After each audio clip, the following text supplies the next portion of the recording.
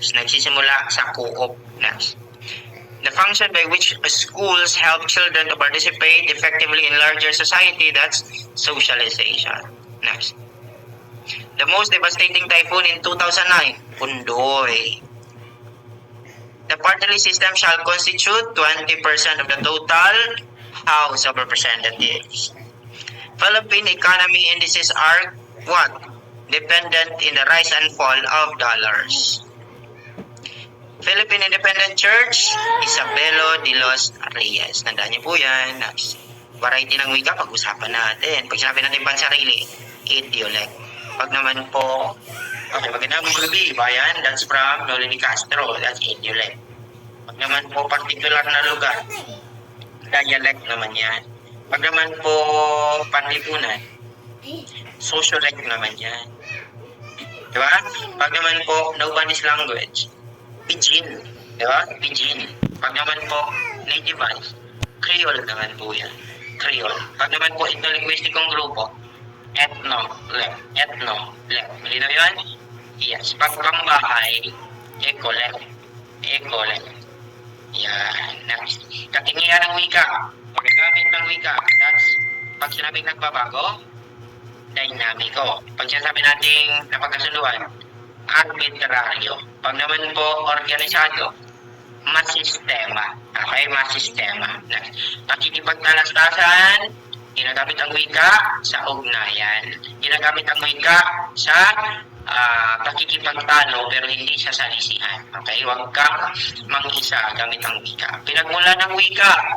Ang wika ay nagmula sa tunog ng bagay. Sagot, ding-dong. Ang wika ay nagmula sa hayop, bawaw. Ang wika ay nagmula sa physical, teorya physical, yuheho. Okay? Pag ang wika ay nagmula sa iyak ng bata, uha, kupu. Okay? Pag naman po, pangkat etniko, tararabum di ay. Pag naman po, ayan, galaw ng tao, tata. Okay? Tata. Pag naman po masiging damdamin, pag masigihan damdamin mo, pupo yan. Pupo. Okay? Awiting bayan naman tayo. Sasabihin natin awit ng pag-ibig, kundingan. Malinaw? Pag naman po pakikiligma, kumintang. Pag naman po manggagawa, suliranin. Dahil kapag wala kang trabaho, pabigat ka sa bahay. Tumulong na lang sa gawaing bahay. Pamamangka naman po, talindaw. Pag naman po, awit sa patay, patay pa lang, lungaw. Tingnan mo muna. Okay? Pag naman po, awit sa mga Diyos, dalin or himno. Pag naman po, bata, pagpapatulog, uyayi or heli. Okay? Pag naman po, kasal, Jonah naman po yun. Pag naman po, Bisaya, balitaw naman yun. Pag naman po, libing, dyan ka man naglulumbay kaya hindi mo na makikita. Hindi libing na, di ba? So, that's the awiting bayan. Pag-usapan natin ang mga idioma. Pag sinasabi natin hilong talilong, that's litong-lito. Di ba? Mukha, dignity. Okay?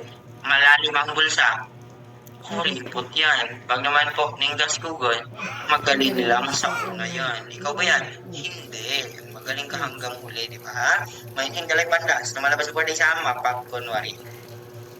Stormy na tika, that's balingwala. Mountain of Mamul, balingwala. Red letter day, idiomatic expression, holiday. Red letter day, holiday. Stop beating a dead horse, move on. Rome was not built in a day. Put a finger on a pie. So Rome was not built in a day. Great things take time. Put a finger on a pie. Take part in something what?